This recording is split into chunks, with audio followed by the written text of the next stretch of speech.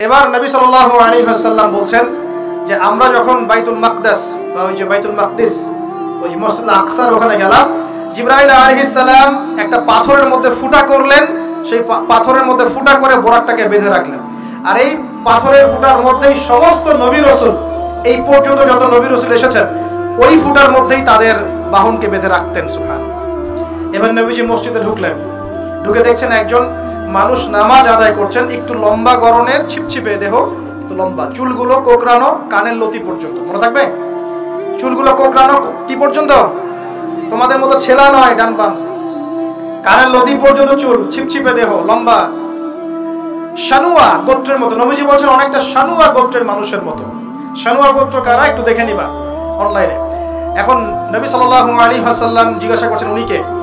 জিবরাইল আলাইহিস সালাম বলছেন উনি হচ্ছেন নবী মুসা আলাইহিস সালাম। আল্লাহ বা কিভাবে এটা করলেন আল্লাহ ভালো জানেন, এটা আমরা ব্যাখ্যা করতে পারবো না। নবী মুসা আলাইহিস সালাম নামাজ পড়ছেন, আরেকজনকে দেখলেন তার গড়ন কিছুটা মাঝারি ধরনের, চুলগুলো হচ্ছে সিল্কি মানে স্ট্রেট চুল, লম্বা এবং সোনালী রঙের। কি রঙের? সোনালী। এবং গায়ের কালারটা হচ্ছে সাদা এবং লালের মিশ্রণে গঠিত। নবীজি জিজ্ঞাসা করলেন উনি কে? তাকে বলা হচ্ছে উনি হচ্ছেন নবী ঈসা আলাইহিস সালাম। এবার নবী সাল্লাল্লাহু আলাইহি ওয়াসাল্লাম সমস্ত আম্বিয়া কেরামের সামনে চলে গেলেন এবং সমস্ত নবীদেরকে নিয়ে দুই রাকাত নামাজ পড়লেন। সুবহানাল্লাহ। নবীদের ইমাম কে? আমাদের নবী কাদের ইমাম? নবীদের ইমাম। আর সেই নবীর সুন্নাত পালন করতে আমাদের এত কষ্ট হয় না ভাই? লজ্জা লাগে? দাঁড়িয়ে রাখলে লজ্জা লাগে না? টাকনুর উপর কাপড় তুলে লজ্জা লাগে? আস্তাগফিরুল্লাহ, আল্লাহ আমাদেরকে মাফ করুক। আমরা সর্বশ্রেষ্ঠ মানুষের উম্মত, সর্বশ্রেষ্ঠ নবীর উম্মত। আল্লাহ পাক আমাদেরকে যোগ্য উম্মত হওয়ার তৌফিক দান করুন। নবীজি নামাজ পড়লেন, নামাজ শেষ। নামাজ আরেকটা কথা, আরেকজনকে নবীজি দেখলেন, তার অবয়ব সম্পর্কে তিনি বলছেন দেখতে হুবহু আমার মতোই। নবীজি বলছেন দেখতে হুবহু আমার মতোই। জিজ্ঞাসা করলেন তিনি কে? জিবরাইল আলাইহিস সালাম বলছেন তিনি হচ্ছেন নবীগণের পিতা ইব্রাহিম আলাইহিস সালাম। ইব্রাহিম আলাইহিস সালামের দেহের গঠন, চেহারা একদম আমাদের নবীর মতো ছিল। সুবহানাল্লাহ। হয়তোবা এই কারণেই, হয়তোবা আল্লাহ ভালো জানেন, আমরা কিন্তু দরুদে কার নাম পড়ি? নবীর নামের সাথে ইব্রাহিম আলাইহিস সালামের নাম পড়ি এবং তার জীবনীর সাথে আমাদের নবীর জীবনী কিন্তু হুবহু মিল আছে।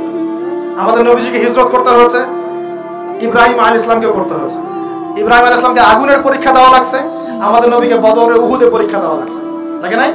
আমাদের নবীকে পাশে ছিলেন স্ত্রী খাদিজা রাদিয়াল্লাহু আনহা, ইব্রাহিম আলাইহিস সালামের পাশে ছিলেন স্ত্রী সারা এবং হাজারা আলাইহিম আসসালাম। মানে টোটালি মিল পাবেন আপনি দেখবেন টোটালি মিল আছে। ওদিকে যাচ্ছি না আমি।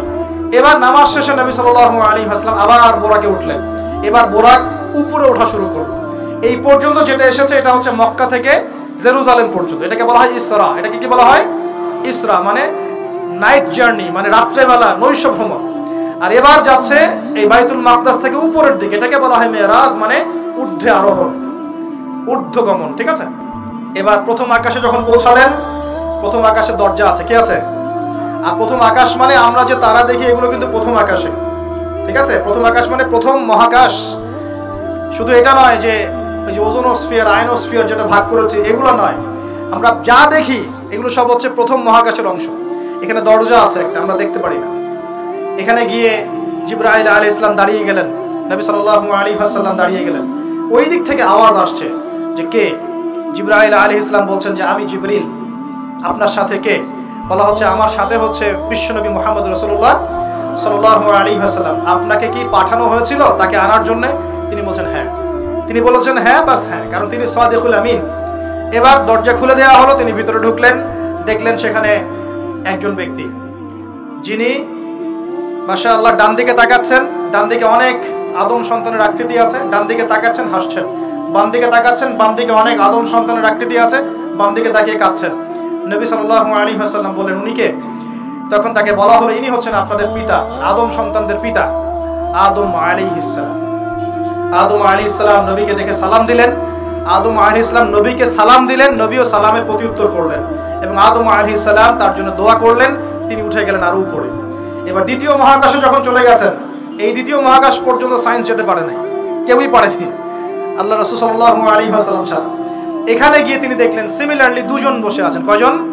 দুজন। এবং দুজন এর পরিচয় জিজ্ঞাসা করলে জিবরাইল আলাইহিস সালাম বললেন ইনি হচ্ছেন ঈসা আলাইহিস সালাম আর ইনি হচ্ছেন ইয়াহইয়া আলাইহিস সালাম। দুজনের মাঝে কি সম্পর্ক? খালাতো ভাই, কি সম্পর্ক? খালাতো ভাই। এখানে বলে রাখি দুজনের মিলটা কি? এই দুজনকেই ইহুদিরা হত্যা করার চেষ্টা করেছে। ঈসা আলাইহিস সালাম এবং ইয়াহইয়া আলাইহিস সালাম উভয়কেই কারা হত্যা করার চেষ্টা করেছে? ইয়াহইয়া আলাইহিস সালামকে তো হত্যা করেই ফেলেছিল, আর ঈসা আলাইহিস সালামকে হত্যা করার চেষ্টা করেছিল, কিন্তু আল্লাহ পাক সেটা হতে দেন নাই। আল্লাহ পাক তাকে উঠিয়ে নিয়েছে। তিনি আবার আসবেন কিনা? কোথায় আসবেন? সিরিয়ায়। কেন আসবেন? কারণ তিনি এই পৃথিবী থেকে দাজ্জাল এবং তার সমস্ত বাহিনীকে মেরে ফেলবেন ইনশাআল্লাহ, এবং প্যালেস্টাইন থেকে সারা বিশ্বে 40 বছর রাজত্ব করবেন ইনশাআল্লাহ। এটা হবে কিনা? বিশ্বাস আছে তো ইনশাআল্লাহ?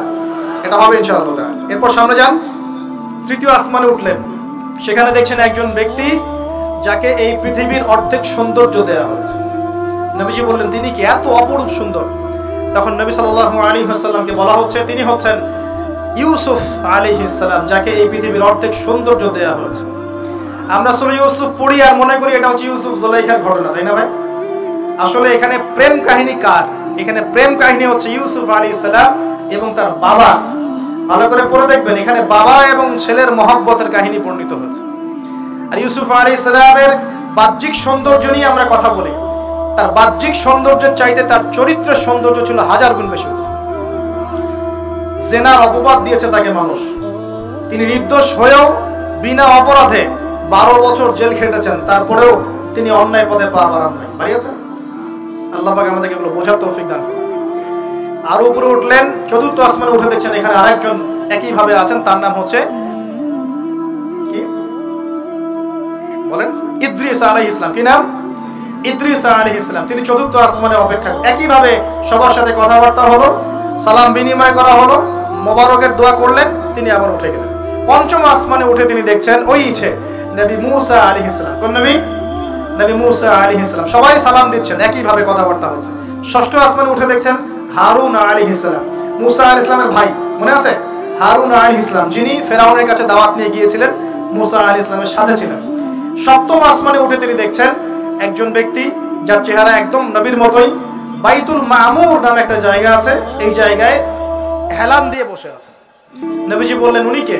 জিবরাইল আলাইহিস সালাম বলছেন, উনি হচ্ছেন আপনার নবীদের সবার পিতা ইব্রাহিম আলাইহিস সালাম। ইব্রাহিম আলাইহিস সালামের আশপাশে অনেক ছোট ছোট বাচ্চা আছে, অনেক ছোট ছোট বাচ্চা। এই বাচ্চাগুলো কারা? এই যে মুসলিম অমুসলিমদের যাদের একদম নাবালক শিশুরা যারা মারা যায়, ওরা কি পাপ করেছে? এই নাবালক ছোট ছোট বাচ্চারা যারা মারা যায়, আল্লাহ রাব্বুল আলামিন তাদের রূহটাকে ওখানে রেখেছেন। তারা ওখানে খেলছে, যখনই ওদের পিতামাতার কথা মনে হয় দৌড় দিয়ে আসে ইব্রাহিম আলাইহিস সালামের কাছে। মনে রাখবেন, বাচ্চাদের সাথে কেন ইব্রাহিম আলাইহিস সালামকে রাখা হলো, এখানে একটা ব্যাখ্যা হতে পারে, আল্লাহু আ'লাম। শিশুদের সাথে থাকতে হলে শিশুর মতো মন থাকতে হয়। বাচ্চাদের সাথে কারা ভালোভাবে মিশতে পারে জানেন? যাদের মনটা বাচ্চাদের মতো, শিশুর মতো সরল হতে হয়, শিশুর মতো হতে হয়, সরল। যাদের মন শিশুর মতো সরল, এদের মনের মধ্যে কিন্তু হিংসা, বিদ্বেষ, রিয়া, অহংকার এগুলো থাকবে না। ইব্রাহিম আলাইহিস সালামকে শিশু কুরবানির পরীক্ষায় ফেলতে হয়েছিল না? আল্লাহ রাব্বুল আলামিন দেখেন তাকে বাচ্চাদের সাথে রেখে দিয়েছেন। বাচ্চারা ওখানে খেলাধুলা করে, যখনই ওদের বাবার কথা মনে হয়, মায়ের কথা মনে হয়, দৌড় দিয়ে ইব্রাহিম আলাইহিস সালামের কাছে চলে আসে। তিনি আদর করে দেন, আবার চলে যায়। কি চমৎকার দৃশ্য! তিনি হেলান দিয়ে আছেন বাইতুল মামুরে, সালাম করলেন। সালাম করে নবীজিকে বললেন, হে নবী, আপনার উম্মতকে জানিয়ে দিয়েন, আমি আপনাদেরকে সেটা জানিয়ে দিচ্ছি। হে নবী, আপনার উম্মতকে জানিয়ে দিয়েন যে জান্নাত হচ্ছে একটা উর্বর জায়গা, জান্নাতের পানি হচ্ছে মিষ্টি, জান্নাতের মাটি খুব উর্বর, জান্নাতের অনেক জায়গা ফাঁকা পড়ে আছে।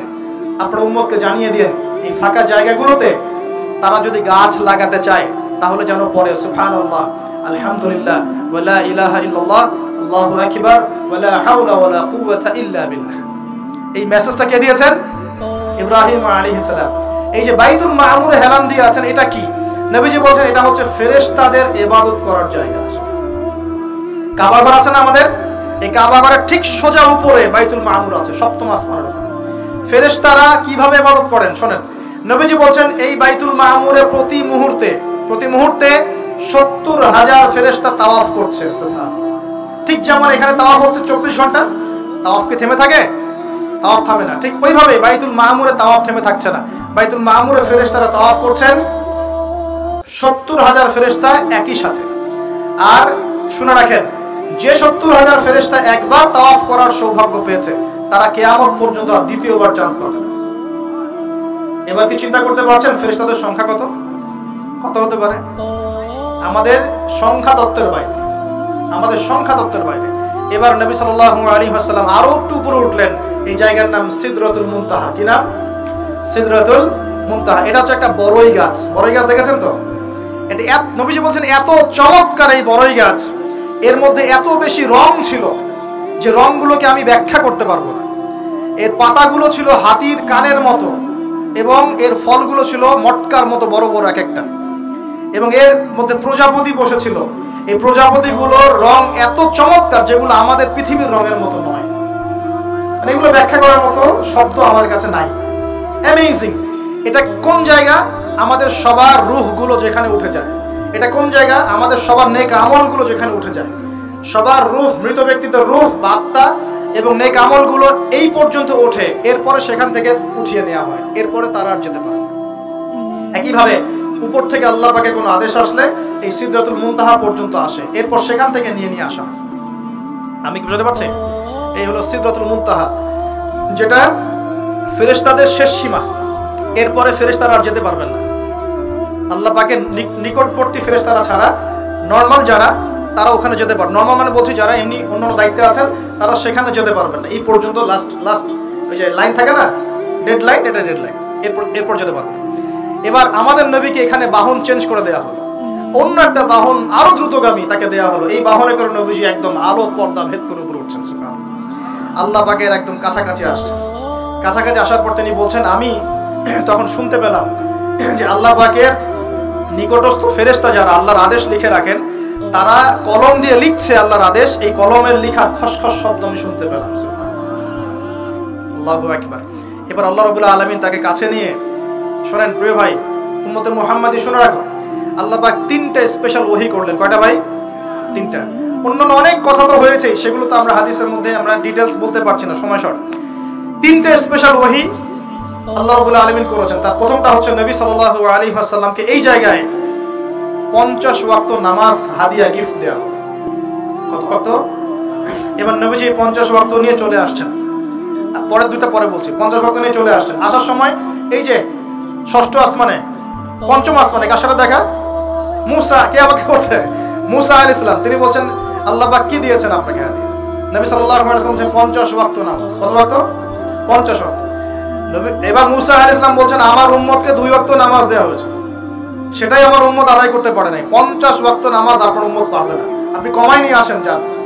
তিনি আবার গেলেন 50 থেকে 45, আবার 45 থেকে 40, 40 থেকে 35, 35 থেকে 30, এই করতে করতে করতে করতে 5 ওয়াক্ত যখন আসলো, তখনও নবীজিকে বলা হচ্ছে আপনি আরো কমাই নিয়ে আসেন। নবীজি বলছেন, আমার যেটা লজ্জা লাগছে, আল্লাহ পাক আমাকে এত বেশি কমিয়ে দিলেন, আরো কমাতে চাইতে আমার লজ্জা লাগছে।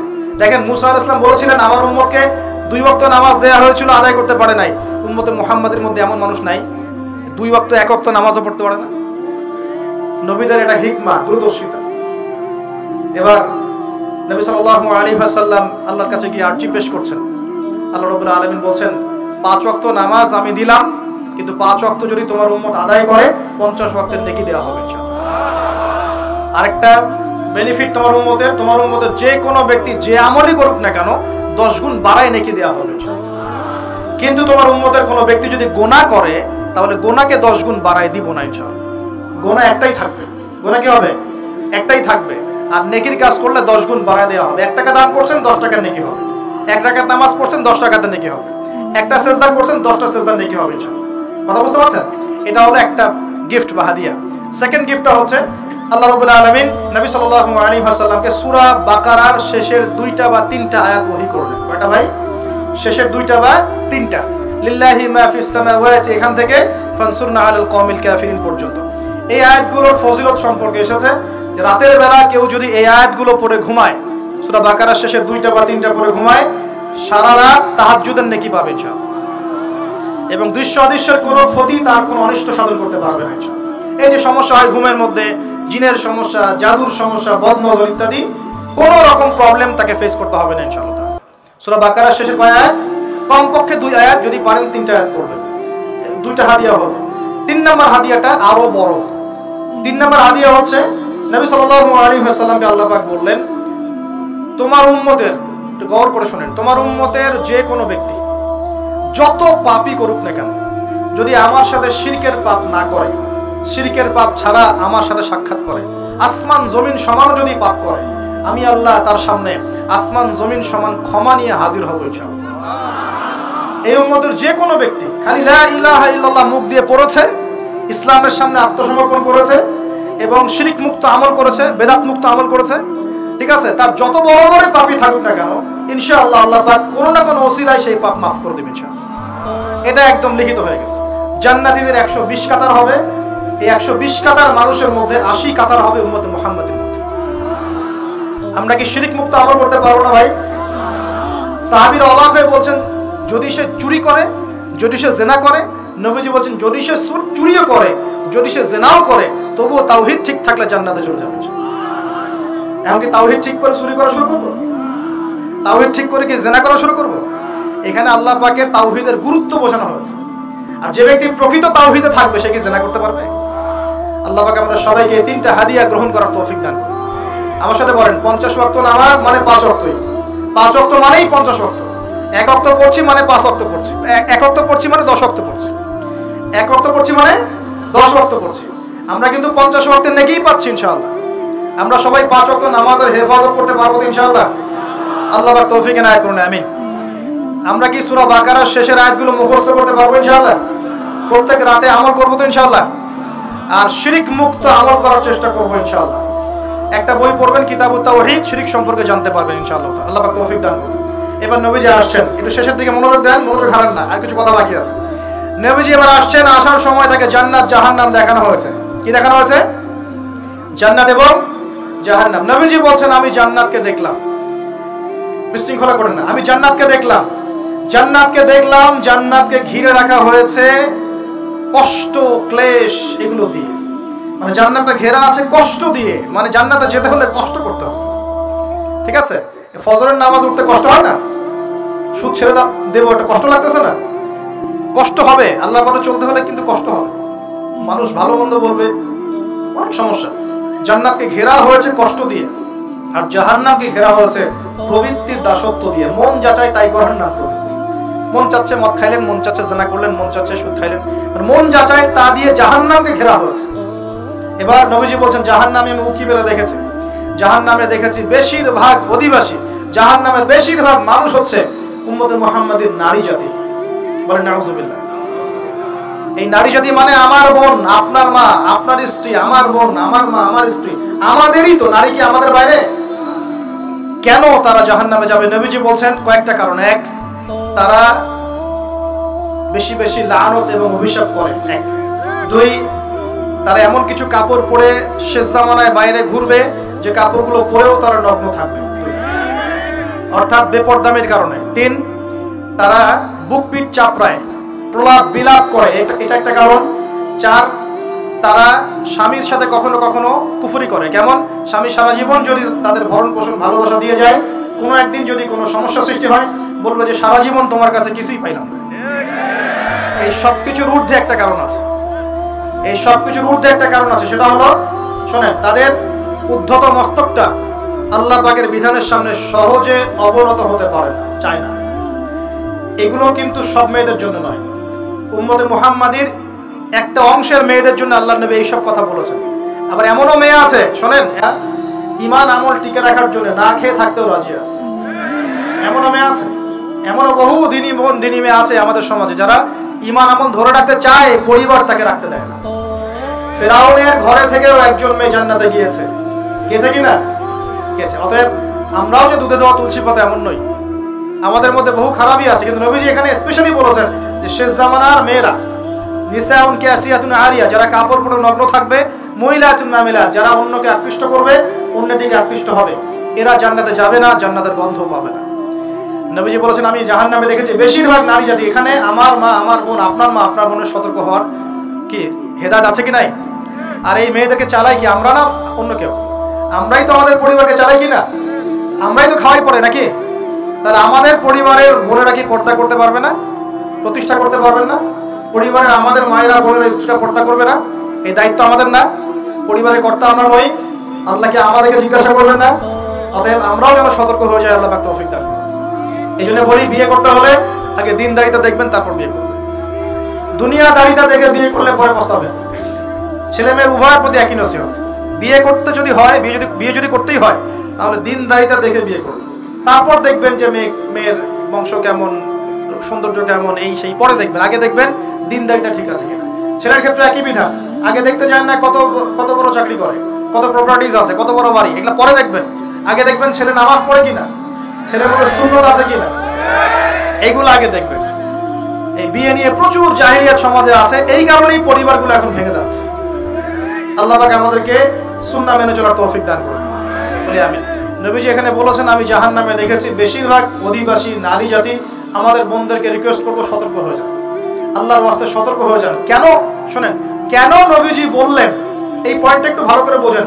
কেন নবীজি এই উম্মতের মধ্যে বেশিরভাগ মেয়েকে জাহান্নামী বললেন? আপনি একটু চিন্তা করেন তো, এই উম্মতের মধ্যে কি এমন হয়েছে, এই উম্মতের মেয়েদের সাথে কি এমন হয়েছে যার ফলে মেয়েদেরকে আর ঘরে রাখা যায় না, সব বাইরে চলে আসতেছে? কি হয়েছে এই উম্মতের মেয়েদের সাথে? এই প্রবলেম তো আগে 200-500 বছর আগে ছিল না। 500 বছর আগে আপনি কি কোনো মেয়েকে দেখেছেন আমাদের মেয়েদের মতো বেপরদায় সারা রাস্তাঘাট, গ্রামগঞ্জ, একদম অফিস আদালত, বাজার ঘাট সব ঘুরে বেড়াচ্ছে? দেখেছেন 500 বছর আগে, 300 বছর আগে, 200 বছর আগে? লাস্ট সমসাময়িক সময় কি এমন হলো যে মেয়েদেরকে আর ঘরে রাখা যায় না? আমি একটা শব্দ বলে দেই, বাসায় গিয়ে রিসার্চ করবেন, সব বলে দিব না। লাস্ট 100-200-300 বছরে একটা মুভমেন্ট, একটা আদর্শ ছড়িয়ে পড়েছে বিশ্বের বুকে, তার নাম হলো ফেমিনিস্ট রেভলিউশন। মনে থাকবে, ফেমিনিস্ট রেভলিউশন। এটা নিয়ে ঘাটাঘাটি করেন, বুঝতে পারবেন কেন জাহান্নামের বেশিরভাগ অধিবাসী জাহান্নামে যাবে, নারীরা কেন জাহান্নামে যাবে বেশি বেশি। এই মুভমেন্টটা নিয়ে পড়াশোনা করলেই বুঝতে পারবেন। আল্লাহ পাক আমাদেরকে বোঝার তৌফিক দান করুন, অন্তরের চোখ খোলার তৌফিক দান করুন। নবীজি আরো বলছেন, আমি জাহান্নামে গেলাম, জাহান্নাম আমাকে দেখানো হলো, এবং সেখানে আমি একজন ফেরেশতাকে দেখলাম। কি দেখলাম? এই ফেরেশতা আমাকে দেখে হাসে নাই। সবাই মনোযোগ দেন, মেরাজের রাতের সবাই নবী সাল্লাল্লাহু আলাইহি ওয়াসাল্লামের সাথে হাসি মুখে সাক্ষাৎ করেছেন এই ফেরেশতা বাদ দিয়ে। নবীজি বললেন জিবরাইল আলাইহিস সালামকে, সে এত গম্ভীর কেন, তার চেহারায় হাসি নাই কেন? জিবরাইল আলাইহিস সালাম বলছেন, যখন থেকে আল্লাহ পাক তাকে জাহান্নামের দায়িত্ব দিয়েছেন, যেদিন থেকে আল্লাহ পাক এই ফেরেশতাকে জাহান্নামের দায়িত্ব দিয়েছেন, ওই দিন থেকে তার চেহারার হাসি চলে গেছে। আর কিছু বলতে হবে? কেন হাসি চলে গেল? খুশিতে? জাহান্নামে আল্লাহ পাকের আযাব এবং এই আযাবের দায়িত্ব পালন করতে গিয়ে তার চেহারা থেকে হাসি চলে গেছে। নবীজি জানালেন তার নাম হচ্ছে মালিক। কি নাম? মালিক। আমরা দোয়া করি আমরা যেন তার সাক্ষাৎ না পাই, আমরা দোয়া করি আমরা যেন তার সাক্ষাৎ না পাই, আমিন। এবার নবী সাল্লাল্লাহু আলাইহি ওয়াসাল্লাম আসছেন, আসার সময় সুঘ্রাণ পাচ্ছেন, সুঘ্রাণ। ও একটা কথা বলি নাই, জান্নাতে তিনি যখন দেখলেন, সেখানে দেখলেন যে এখানে বেশিরভাগ অধিবাসী হচ্ছে এই উম্মতের গরিব মানুষরা। এই উম্মতে কারা? গরিব মানুষ, টাকা পয়সা কম, এত হিসাব কিতাব নাই, 5 ওয়াক্ত নামাজ পড়ে, রোজা রাখে, সাধ্যমতো দান সদকা করে, সত্য কথা বলে, জান্নাতে চলে যাবে ইনশাআল্লাহ। গরিবদের 500 বছর আগে, কত বছর আগে? তার মানে এই উম্মতের যদি কেউ গরিব হয়ে থাকি আমরা, কষ্টের কিছু আছে? ইনশাআল্লাহ কষ্টের কিছু নাই। তারপর নবীজি আসছেন, তিনি বলছেন যে আমি একটা মিষ্টি জান্নাতি সুঘ্রাণ পেলাম। আমি জিজ্ঞাসা করলাম এটা কোত্থেকে আসছে? তখন জিবরাইল আলাইহিস সালাম বললেন, এই ঘ্রাণ আসছে ফেরাউনের মেয়ের চুল আঁচড়ে দিত একজন দাসী। হঠাৎ একদিন চিরুনি পড়ে গেল হাত থেকে, সে বিসমিল্লাহ বলে চিরুনি উঠিয়েছে, আর দাসী শুনে নিয়েছে বিসমিল্লাহ মানে? বিসমিল্লাহ মানে কি? আল্লাহর নামে মানে কি? তোমার কি ফেরাউন আমার বাবা ছাড়া আরো কোনো ইলাহা আছে নাকি? তখন সেই মহিলা বলেছিল, হ্যাঁ আমি এক আল্লাহর ইবাদত করি, ফেরাউনেরও রব হচ্ছে আমার আল্লাহ। এই অপরাধে তাকে ফেরাউন বড় আগুনের কুণ্ডলি খুঁড়ে তাকে ওখানে নামিয়ে দিয়েছিল, এবং তার 3টা কি 4টা বাচ্চা ছিল, এই সব বাচ্চাগুলোকে তার চোখের সামনে পুড়িয়ে মেরেছে। শেষে একটা বাচ্চা ছিল, কোলের বাচ্চা, এই বাচ্চাকে নিয়ে সে লাফ দিবে, তাকে বাধ্য করা হচ্ছে, সে তো নিজে মরতে রাজি, কিন্তু বাচ্চাটা মায়া লাগবে না, সে বাচ্চাকে নিয়ে লাফ দিতে চাচ্ছে না। তখন আল্লাহ পাক ওই বাচ্চার জবানে আল্লাহর কুদরত, আল্লাহর মুজিজা চালু করে দিলেন। ওই বাচ্চা কথা বলা শুরু করল। ওই বাচ্চা বলল, হে আম্মা ইসবিরি ইয়া উম্মা, হে আমার মা সবর করো, ফাইন্না মাউইদুনাল জান্নাহ, আমাদের জন্য আল্লাহ পাক জান্নাত রেখেছেন। আলহামদুলিল্লাহ। লাভ দিয়ে জান্নাত। ওই যে ফেরাউনের স্ত্রী বলা ঠিক না এখানে, ফেরাউনের ওই দাসী যে চুল আশ্রয় দিত আসিয়া, যার নাম বলা হয় কোনো জায়গায় আসিয়া, এবং তার সন্তানদেরকে যেখানে দাফন করা হয়েছে ওখান থেকে জান্নাতের ঘ্রাণ আসছে। কে পেলেন এই ঘ্রাণ? রাসূলুল্লাহ সাল্লাল্লাহু আলাইহি ওয়াসাল্লাম। এবার তিনি চলে আসছেন, এসে কাবাঘরের হাতিমে আবার এসে সেখানে আসলেন, এখানে বিমর্ষ মুখে বসে আছেন। কেন মন খারাপ? যে আমি যদি এই ঘটনা যদি কালকে এখন সকালে সবাইকে বলা শুরু করি, সবাই তো আমাকে এখন কি বলবে? মিথ্যাবাদী বলবে, এমনিই তো মিথ্যাবাদী বলছে, এখন এই ঘটনা আবার বিশ্বাস করবে কিনা। এখন সকালবেলা আবু জাহেল আসছে, এসে বলছে যে কি নতুন কিছু ঘটনা ঘটছে নাকি, নতুন কোনো ঘটনা আছে নাকি, টিটকারি করলো আর কি। রাসূল সাল্লাল্লাহু আলাইহি ওয়াসাল্লাম বলছেন আমি গতকালকে আকসায় গিয়েছিলাম। এখন আবু জাহেল বলছে ও আচ্ছা চমৎকার, আকসায় গিয়েছিলেন তাই নাকি, আর কি করেছো? বলছে আমি এই ঘটনা ঘটেছে আমার সাথে। তখন সবাইকে সে ঢোল পিটায় নিয়ে আসলো, আরে আসো আসো মুহাম্মদ কি বলে শোনো, দেখো কি বলে, তো পাগল হয়ে গেছে না। বলছে আকসায় গিয়েছিল, বলো তো আকসায় কি কি আছে? সুবহানাল্লাহ, আল্লাহ রাব্বুল আলামিন এখন যেমন ভিডিও দেখি না আমরা, এইভাবে আল্লাহ রাব্বুল আলামিন মসজিদুল আকসাকে নবীর সামনে তুলে ধরলেন সামনে, এবং নবী সাল্লাল্লাহু আলাইহি ওয়াসাল্লাম দেখে দেখে বলছেন আকসায় কয়টা দরজা আছে, কয়টা জান্নাত আছে, পূর্ব দিকে কি আছে, পশ্চিম দিকে কি আছে, সিঁড়ি কয়টা, সব বলে দিলেন মাশাআল্লাহ। এরপর আবু বকর সিদ্দিকের সামনে একজন কাফের গিয়ে বলছে জানো মুহাম্মদ কি বলেছে? মুহাম্মদ এই কথা বলেছে। আবু বকর সিদ্দিক তখন বলছেন যে আমি তো এর চাইতে কঠিন কথা বিশ্বাস করি, আমি তো বিশ্বাস করি যে নবী সাল্লাল্লাহু আলাইহি ওয়াসাল্লামের কাছে আসমান থেকে আল্লাহর ওহী আসে, আর মেরাজের রাতটা এমন কি, আমি তো বিশ্বাস করি আল্লাহ তার সাথে কথা বলেন, আল্লাহ পাকের কথা তার কাছে আসে, আল্লাহর কালাম তার কাছে আসে। ওই দিন থেকে নবী সাল্লাল্লাহু আলাইহি ওয়াসাল্লামের এই সাহাবীর নাম হয়ে গেল আবু বকর সিদ্দিক। এখন এর মাঝখানে আর কয়েকটা কথা হয়েছে, আমাদের নবী পরে হাদিসে জানিয়েছেন, এগুলো বলে শেষ করছি। নবীজি বলছেন আমি যখন মেরাজের রাতে গিয়েছি আমাকে আল্লাহ পাক কিছু আযাব দেখিয়েছেন। কি দেখেছেন ভাই? আমরা দোয়া করি আল্লাহ পাক এই আযাবগুলো থেকে আমাদেরকে বাঁচান, এবং যে পাপের কারণে এই আযাব হয় সেই পাপ থেকে আমাদেরকে বাঁচান, বলেন আমিন। আর একটা কথা বলে রাখি, যেহেতু নবীকে এই আযাবগুলো দেখানো হয়েছে, অন্য কোনো নবীকে কিন্তু দেখানো হয়নি। কাকে দেখানো হয়েছে? আমাদের নবীকে। তার মানে এই পাপগুলো এবং এই আযাব আমাদের উম্মতের মধ্যেই বেশি থাকবে। বুঝতে পারছেন না মনে হয়? এই আযাব এবং পাপগুলো কি অন্য কোনো নবীকে দেখানো হয়েছে? আমাদের নবীকে দেখানোর কারণ কি? কারণ আপনার উম্মতের মধ্যে এই পাপগুলো ছড়াবে বেশি, এবং আপনার উম্মতের একটা অংশ এই আযাবগুলো ভোগ করবে। কি আযাব? নবীজি যাচ্ছেন, দেখছেন, যুবকরা শুনে ভালো করে, নবীজি দেখছেন একটা চুলা, কি ভাই, তন্দুর রুটি দেখেছেন যে চুলায় রান্না করে, ঠিক ওই রকম শব্দই হাদিসে এসেছে, তন্দুর। এই চুলা এমন চুলা যার মাথাটা হচ্ছে সরু, নিচের দিকটা মোটা, নিচে আগুন জ্বলছে, ভিতরে কিছু মানুষ আছে, নিচ থেকে আগুনের দাবদাহ আসছে, যখনই আগুন আসছে জাহান্নামের তখন তারা ধাউ ধাউ করে উপরে উঠছে, আবার যখন আগুন নেমে যায় তখন তারা নিচে নেমে যায়। নবীজি মর্মান্তিক দৃশ্য দেখে বললেন যে এরা কারা, যাদেরকে এমন আযাব দেওয়া হচ্ছে?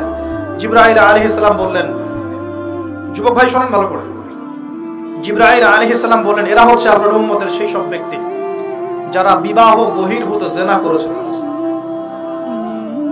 এই পাপটা মারাত্মক। আল্লাহ পাক আমাদের সবাইকে এই পাপ থেকে ফিরে আসার তৌফিক দান করুন, এবং এই পাপ যদি করে থাকেন হতাশ হবেন না, তওবা করে আজকেই ফিরে আসবেন। তওবা করলে আল্লাহ পাক যে কোনো পাপ মাফ করে দিবেন ইনশাআল্লাহ, যে কোনো পাপ। তওবা খাস করতে হবে, কোনোদিন এই পাপে লিপ্ত হওয়া যাবে না। এই যে গত 3-4 দিন আগে একটা দিবস চলে গেল না, লক্ষ লক্ষ কোটি কোটি যুবক যুবতী পাপ করেছে, করে নাই? আর আমরা উস্কে দিয়েছিলাম কাছে আসার গল্প, অমুক তমুক, হাবি জাবি, কত কথা।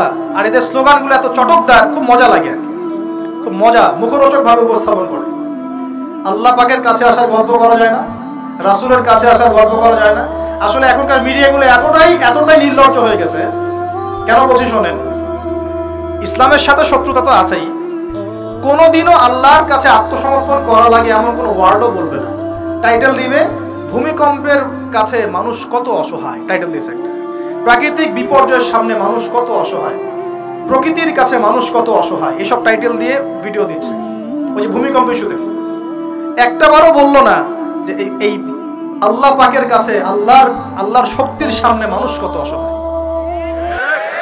ওই শব্দ ব্যবহার করা যাবে না। ওই শব্দ ব্যবহার করলে আপনি মৌলবাদী হয়ে যাবেন। যে প্রকৃতিটা কি? প্রকৃতি কে? প্রকৃতি কাকে বলে? কত প্রকার? প্রকৃতির স্রষ্টা কে? প্রকৃতি কে নিয়ন্ত্রণ করছে? ভূমিকম্পের কোনো ক্ষমতা আছে না? ভূমিকম্প যে দেয় তার ক্ষমতা আছে। এই সাগরের কোনো ক্ষমতা আছে? সাগরে যে জলোচ্ছ্বাস দেয় তার ক্ষমতা আছে। এই মাটিটাকে স্থির কে রেখেছে? এখন আমরা তো এখনো মহাবিশ্বে ঘুরছি না? এই যে ওয়াজ করছি যখন আমরা, এখনো পৃথিবীটা ঘুরছে, আমরা কি বুঝতে পারছি? কে পৃথিবীকে স্থির রাখলো? কেউ বলবে না যে আল্লাহর আযাবের সামনে মানুষ কত অসহায়। হ্যাঁ, বলবে প্রকৃতির সামনে মানুষ কত অসহায়, ভূমিকম্পের সামনে মানুষ কত অসহায়। মানে এমন এমন চটকদার কিছু শব্দ দিবে, এই শব্দগুলো আপনাকে চিনিয়ে দিবে যে কারা আল্লাহর বাহিনী, কারা আল্লাহর দুশমনের বাহিনীর মধ্যে আছে। এখানে যুবকদেরকে উৎসাহিত করা হয়েছে না জেনার জন্য। আর নবী সাল্লাল্লাহু আলাইহি ওয়াসাল্লামকে কেন দেখানো হলো? কারণ তার উম্মতের মধ্যে জেনার ভাব ছড়িয়ে পড়বে বেশি। কিসের মধ্যে? চুলার মধ্যে শাস্তি দেওয়া হচ্ছে, চুলায় শাস্তি দেওয়া হচ্ছে। নবীজি বলছেন তাদের ভিতর থেকে এত দুর্গন্ধ বের হচ্ছিল যেন মনে হচ্ছিল যে কোনো পাবলিক টয়লেটের পাশ দিয়ে আমরা যাচ্ছিলাম। প্রিয় ভাই, আল্লাহর ওয়াস্তে জিনার ধার কাছেও যায় না। আল্লাহ পাক বলেছেন ওয়ালা তাকরাবু জিনা, জিনার কাছেও যেও না। এক নাম্বার শাস্তি কি দেখেছেন নবী সাল্লাল্লাহু আলাইহি ওয়াসাল্লাম? কিসের শাস্তি? তন্দুর চুলার মধ্যে আগুনের শাস্তি। কিসের পাপের কারণে? বলেন, জিনা। এই উম্মতে মুহাম্মাদের মধ্যে জিনা ছড়িয়ে পড়েছে কিনা? এখন আমরা কি এই স্রোতে গা ভাসাবো না দূরে থাকবো? আমরা হালাল উপার্জনের সোর্স তৈরি করব, করে হালাল বিয়ে করবো ইনশাআল্লাহ। হালাল উপার্জনের মাধ্যম তৈরি করবেন, করে বিয়ে করবেন ইনশাআল্লাহ। বিয়ের আগে কোনো পীড়িত নাই, সব পীড়িত বিয়ের পর ইনশাআল্লাহ পারা যাবে ইনশাআল্লাহ। আর সব আগে ভাগে খেয়ে শেষ করে ফেললে পরে খাবেন কি? তাই না বিষয়টা? আচ্ছা, এবার সামনে যাই। নবী সাল্লাল্লাহু আলাইহি ওয়াসাল্লাম সামনে গেলেন, গিয়ে দেখলেন, এবার দেখলেন কিছু মানুষ বসে আছে, সামনে আছে টাটকা তরতাজা গোশত, একদম ধোঁয়া উঠতেছে, একদম মনে করেন ওই কালা ভুনার মতো। আর পাশে রাখা আছে পচা নোংরা আবর্জনাময় গোশত। এই মানুষগুলো ভালো গোশত খাচ্ছে না, এই মানুষগুলো পচা গোশতগুলোই খাচ্ছে, দুর্গন্ধযুক্ত। নবীজি বললেন এরা কারা? নবী সাল্লাল্লাহু আলাইহি ওয়াসাল্লামকে বলা হচ্ছে এরা আপনার উম্মতের সেই সব ব্যক্তি যারা বিবাহিত, ভালো করে শোনেন, এরা আপনার উম্মতের সেই সব ব্যক্তি যারা বিবাহ বহির্ভূত সম্পর্ক করেছে। মানে বিয়ে করার পরেও, বাসায় স্ত্রী থাকার পরেও বাইরে জেনা করেছে, বাসায় স্বামী থাকার পরেও বাইরে জেনা করেছে। এখন আমাকে বলেন তো, উম্মতে মুহাম্মাদের মধ্যে সমকালীন সময় এই ফিতনাটা ছড়িয়ে পড়ে নাই? পরকীয়া ছড়িয়ে পড়ে নাই? এটা হলো পরকীয়ার স্পেশাল শাস্তি। কারণ পবিত্র হালাল ফ্রেশ জিনিস ওদের ঘরে ছিল, খাইতে ভালো লাগে না, ওদের নোংরা পচা জিনিস খেতে ভালো লেগেছে। আল্লাহ পাক কিয়ামতের মাঠেও ওই বারজাখের জীবনেও ওই একই শাস্তি দিবেন ইনশাআল্লাহ। আর এখন তো মিডিয়ার মধ্য দিয়ে এই যে বিভিন্ন সিরিয়ালস, নাটক, হাবি জাবি, এগুলোর মধ্য দিয়ে এটাকে উস্কে দেওয়া হচ্ছে, এটাকে অ্যাভেলেবেল করে ফেলা হয়েছে। আর যারা বড় বড় শহরে থাকে এগুলো তো ফিতনা আরো বেশি। আল্লাহ পাক আমাদের মা বোনদেরকে বোঝার তৌফিক দান করুন, আর আমাদের ভাইদেরকেও বোঝার তৌফিক দান করুন। আমাদের সবাইকে আল্লাহ পাক পরকীয়ার মতো নোংরা পাপ থেকে হেফাজত করুন, বিবাহ বহির্ভূত সম্পর্ক থেকে হেফাজত করুন। আরো সামনে যান, নবীজি দেখলেন এবার একটা রক্তের নদী। কিসের নদী ভাই? প্রশ্ন করবো কেন রক্তের নদী, উত্তর দিতে হবে। ওই রক্তের নদীতে আল্লাহ পাক কিছু মানুষকে রেখেছেন, ফেরেশতারা পাথর দিয়ে তাদের মাথা ফাটিয়ে দিচ্ছে, পাথর ছিটকে অন্য জায়গায় চলে যাচ্ছে, পাথর নিয়ে আসার মুহূর্তের মধ্যেই মাথা আবার জোরে লেগে যাচ্ছে, আবার পাথর দিয়ে মাথা ফাটিয়ে দেওয়া হচ্ছে, আবার পাথর ছিটকে চলে যাচ্ছে। নবীজি জিজ্ঞাসা করলেন এরা কারা যাদেরকে শাস্তি দেওয়া হচ্ছে? নবী সাল্লাল্লাহু আলাইহি ওয়াসাল্লামকে জিবরাইল আলাইহিস সালাম বললেন এরা আপনার উম্মতের সেই সব ব্যক্তি যারা সুদখোর ছিল। কি ছিল? এখন বলেন রক্তের নদী কেন? বলেন, উত্তর দেন দেখি, কে বলতে পারবেন? বিসমিল্লাহ। মাশাআল্লাহ, মাশাআল্লাহ, শুকরিয়া। সুদের মধ্য দিয়ে এক শ্রেণীর মানুষ ধনী হয়, আর এক শ্রেণীর মানুষ গরিব হয়। সুদের মধ্য দিয়ে গরিব মানুষের রক্তটাকে চুষে খাওয়া হয়। এই কারণেই কিয়ামতের মাঠে এবং বারজাখের জীবনে রক্তের নদীতে ফেলে মাথাটা ফাটিয়ে দেওয়া হবে। মাথা কেন ফাটানো হবে? এই মাথা দিয়ে শয়তানি বুদ্ধিটা বের করেছিল যে ইন্নামাল বাইউ মিসলুর রিবা, সুদ হচ্ছে ব্যবসার মতোই। এই শয়তানি কোথা থেকে বের হইছে? এই মাথা থেকে। এই কোন মাথা ফাটায় দেওয়া। আল্লাহ পাকের শাস্তি খুব নিপুণ। আমি চিন্তা করার চেষ্টা করেছিলাম আজকে কেন এই শাস্তিগুলো এইভাবে আসবে। আল্লাহু আ'লাম বিসওয়াব, আল্লাহ ভালো জানেন, তবে আমাদের কাছে এটা মনে হয়। এরপর সামনে যান, এই পাপের কারণেই আরো কিছু মানুষকে শাস্তি পেতে দেখা গেছে। নবীজি দেখেছেন আরো এক শ্রেণীর মানুষ যাদের পেটটা ফুলে আছে। প্রাসাদ দেখেছেন, অট্টালিকার মতো পেটটা ফুলে আছে, ভিতরে সাপ কিলবিল করছে। না না না না না, নবীজিকে জিজ্ঞাসা করলেন এরা কারা? এই হাদিসেও আছে এরা ছিল আপনার উম্মতের সুদখোর ব্যক্তিরা, পেটের ভেতর সাপ কিলবিল করছে। আর একটা জায়গায় 3টা দেখা গেছে সুদখোরের শাস্তি। কয়টা ভাই? 3টা। একটা দেখলাম রক্তের নদীতে মাথা ফাটানো, একটা হচ্ছে পেটের মধ্যে সাপ কিলবিল করছে, আর একটা হচ্ছে দেখলেন কিছু মানুষ পানিতে হামাগুড়ি দিচ্ছে এবং পাথর খাচ্ছে। কি খাচ্ছে ভাই? পাথর। এবং এই পাথরটা ভিতরে যাচ্ছে, গিয়ে পিছনের রাস্তা দিয়ে বের হয়ে যাচ্ছে। নবীজি বলেন এরা কারা? একই উত্তর দিলেন জিবরাইল আলাইহিস সালাম, এরা হচ্ছে আপনার উম্মতের সুদখোর ব্যক্তিরা। সুদের এই 3টা শাস্তি স্পেশাল দেখা গেছে। কেন আল্লাহ ভালো জানেন, আমরা সব ব্যাখ্যা করতে পারবো না। নবীজি আরো সামনে এগিয়ে গেলেন, তাকে দেখানো হলো এবার এক শ্রেণীর ব্যক্তি, হাতগুলো নখগুলো তামার মতো লম্বা, তামার নখ, লম্বা লম্বা নখ। দেখেছেন? কোন কোন মুভির মধ্যে দেখা গেছে, ছবির মধ্যে তামার লম্বা লম্বা। হ্যাঁ, তো এই নখগুলো দিয়ে তারা চোখ এবং গাল আঁচড়াচ্ছে, কোন কোন ক্ষেত্রে বুক আঁচড়াচ্ছে এবং ওই গোশতগুলো খাচ্ছে। নবী জিজ্ঞাসা করলেন এরা কারা? নবীজিকে বলা হচ্ছে এরা আপনার উম্মতের সেই সব ব্যক্তি যারা বেশি বেশি গীবত করত এবং অন্যের নামে মিথ্যা অপবাদ ছড়াত। আর সতর্ক করে দেই, এই পাপটা কিন্তু এখন ছেলে মেয়ে সব সমাজে বেশি হয়, কি আলেম জালেম সব সমাজে বেশি হয়। কোন কোন ক্ষেত্রে ওয়াজ মাহফিলের প্যান্ডেলগুলোর মধ্যে বসে বসে মানুষের গীবত করা হচ্ছে। এবং অনলাইনের ফেসবুক আর ইউটিউবের যে কন্টেন্টের যুগগুলো চলছে, এখানে কারণ থাক না থাক মানুষের গীবত তহমত প্রচুর হচ্ছে, কোনো কারণে হোক অকারণে হোক। সতর্ক হয়ে যাবেন, আপনার দ্বারা আমার দ্বারা যদি কারো গীবত হয়, তামার নখ দিয়ে গাল আশ্রাতে হবে কিয়ামতের মাঠে। আল্লাহ পাক বাঁচাক, আমাদের হেফাজত করুন। এবং এই পাপের আরেকটা শাস্তি দেখা হয়েছে, ওই যে নিজের ভাইয়ের গোশত ছিঁড়ে ছিঁড়ে খাচ্ছে, এই শাস্তিও নবী সাল্লাল্লাহু আলাইহি ওয়াসাল্লাম দেখেছেন গীবতের কারণে। সামনে গেলেন, দেখলেন এক শ্রেণীর মানুষকে আগুন খাওয়ানো হচ্ছে এবং আগুনগুলো পিছনের রাস্তা দিয়ে বের হয়ে যাচ্ছে। জিজ্ঞাসা করা হলো তারা কারা? নবীজিকে বলা হচ্ছে এরা আপনার উম্মতের সেই সব ব্যক্তি যারা এতিমের মাল ভক্ষণ করত, এতিমের মাল অন্যায়ভাবে ভক্ষণ করে খেয়ে ফেলত। আছে কি নাই সমাজের মধ্যে? নবীজি আরো সামনে গেলেন, দেখলেন এক শ্রেণীর মানুষ কাঁধে অনেক বোঝাগুলো হালকা করার বদৌলতে উল্টা তারা বোঝা হালকা না করে আরো কিছু বোঝা ঘাড়ে নিচ্ছে, লাকড়ির বোঝা ঘাড়ে নিয়ে পথ চলার চেষ্টা করছে, কিন্তু পথ চলতে পারছে না। নবীজি বলেন এরা তো অদ্ভুত, এরা তো চাইলে বোঝা হালকা করে চলতে পারত, বোঝা আরো নিয়ে চলছে কেন?